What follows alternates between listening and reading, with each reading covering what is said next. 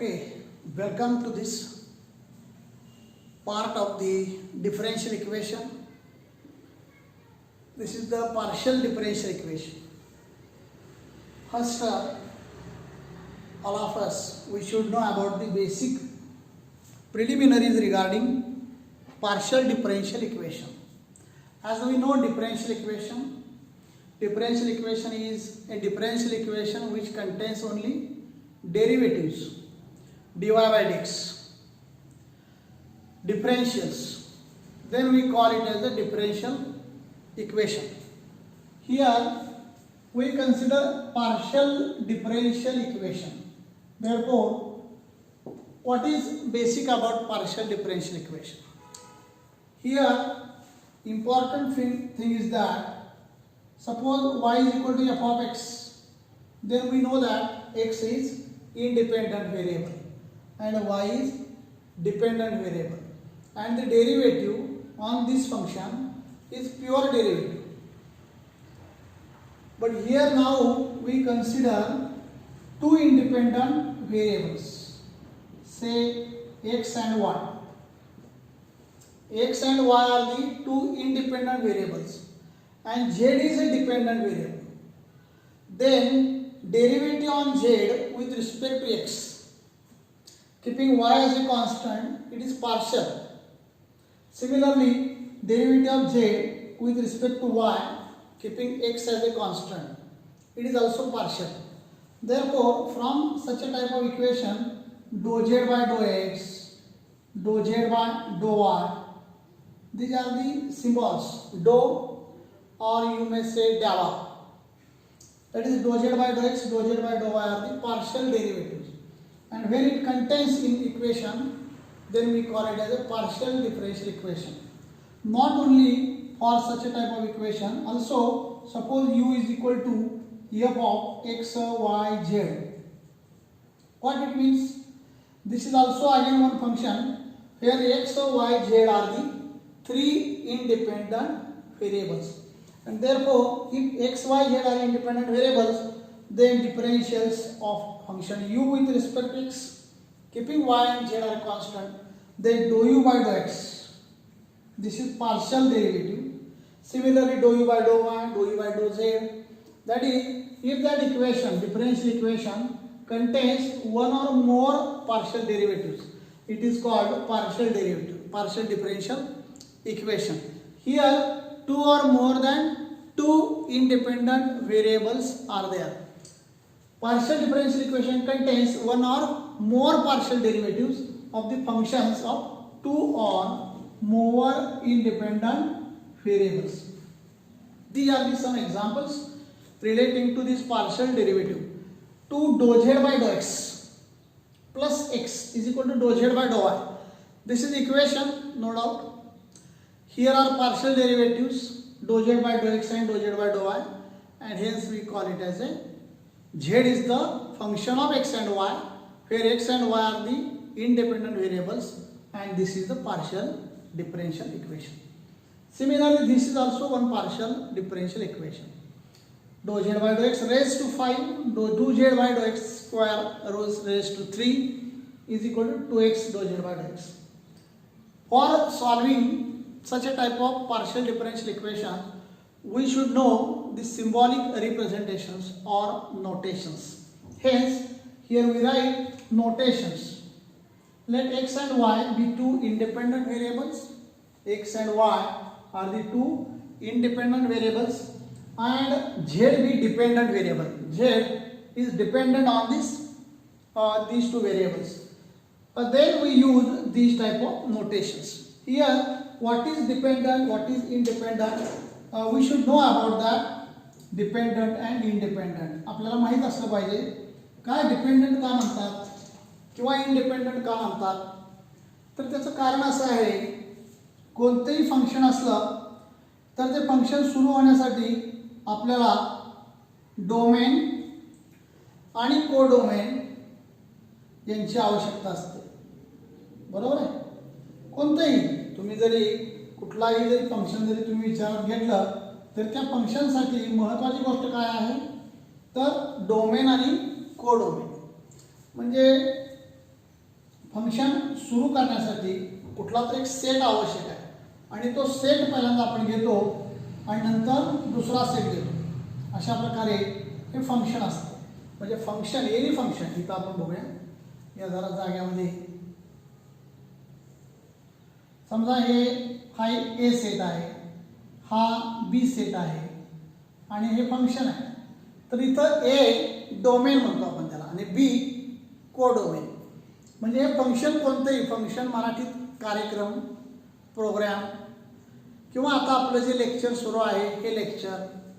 यावेळी फंक्शनमध्ये डोमेन कोण आहे तर डोमेन म्हणजे जे इंडिपेंडंट असतात की जे तुम्ही बसलेला आहात.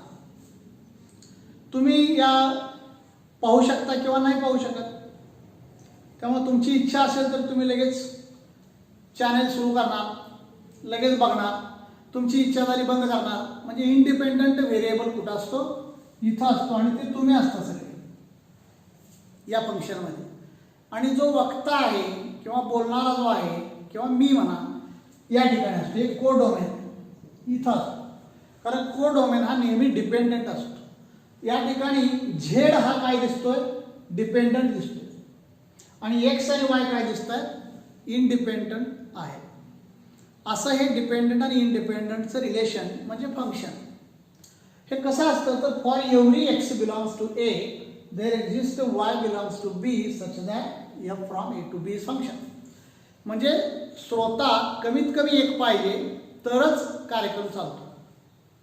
म्हणजे इथं कोणीतरी पाहिजे.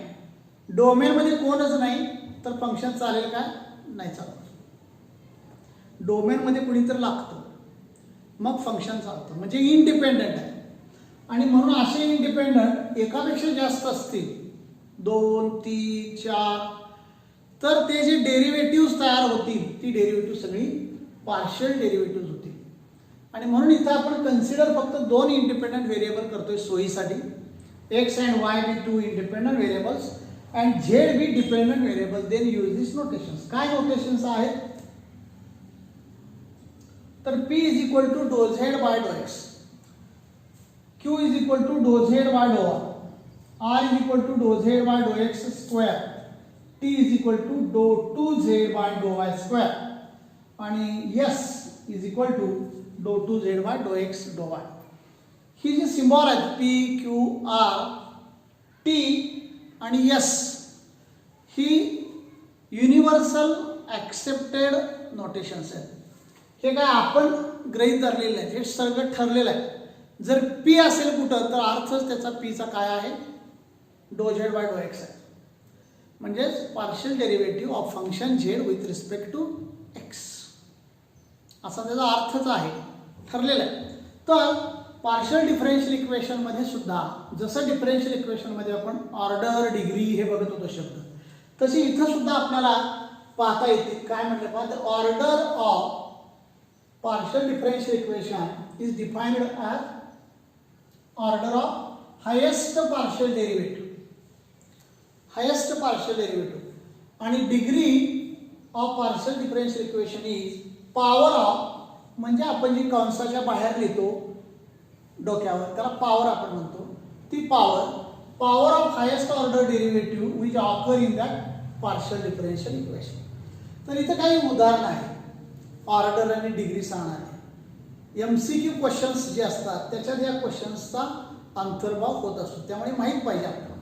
तर हे पहिलं एक्झाम्पल आहे. इथं आपल्याला ऑर्डर किती आणि डिग्री किती सांगत असताना पहिल्यांदा जास्तीत जास्त ऑर्डर कुठे आहे पाहायचं. ऑर्डर म्हणजे डो झेड बाय डो एक्सची ऑर्डर 1, डो 2z बाय डो एक्स स्क्वेअरची ऑर्डर 2, डो क्यूब झेड बाय डो झेड क्यूब डो एक्स क्यूब असं असेल तर 3.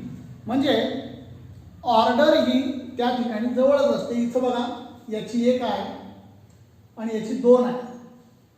त्यामुळे पहिल्यांदा हायेस्ट ऑर्डर इथे कुठे दिसते इथं दिसते.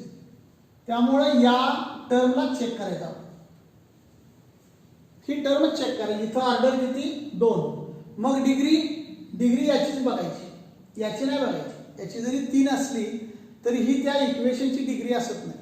डिग्री याची म्हणजे याच्या कंस जर घातला आपण तर काय होईल याची डिग्री 1.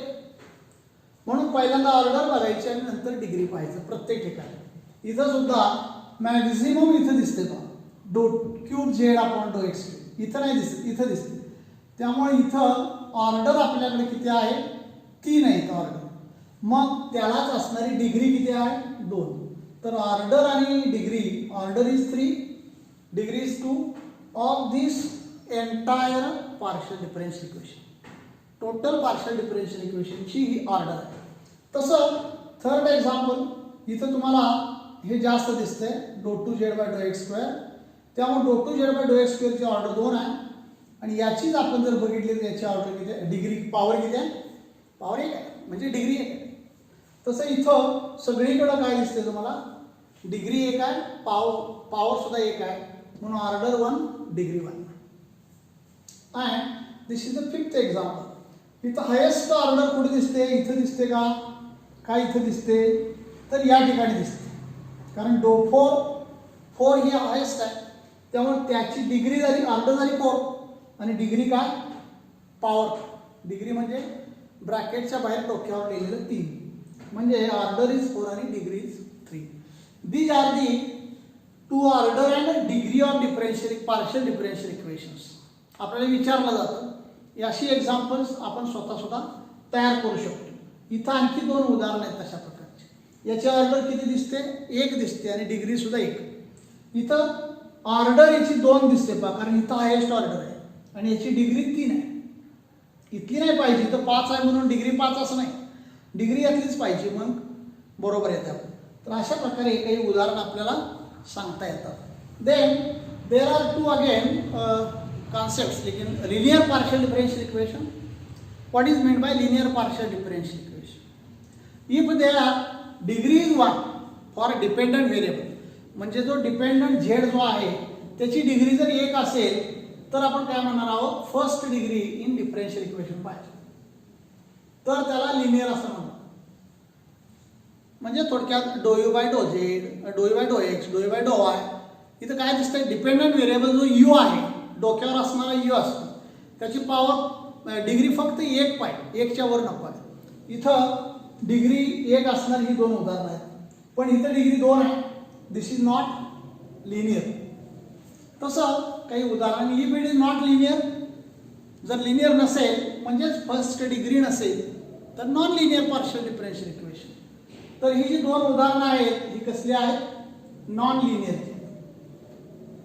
कसली आहेत, नॉन लिनियर. कारण पीचा अर्थ इथं दिला आहे, पी म्हणजे डो झेड बाय डो एक्सचा वर्ग, क्यू म्हणजे डो झेड बाय डो वायचा वर्ग. त्यामुळे हे 2 नॉन लिनियर आहेत आणि हे 2 तुम्हाला लिनियर पाहायला मिळतात. दोन्ही लिनियर आहेत. म्हणजे मी जी खूण केलेली आहे याचा अर्थ असतो की not linear partial differential equation. And these are the, कारण इथं काय दिसते बा, डिग्री 1 दिसते, इथं सुद्धा डिग्री सर्वांची 1 दिसते. And therefore these are the linear partial differential and these are the non-linear partial differential equation. This is the first part of this partial differential equation. Let us see our next part in next video regarding partial differential equation, that is properties of partial differential equation, or you may say characterizations. Okay, thank you.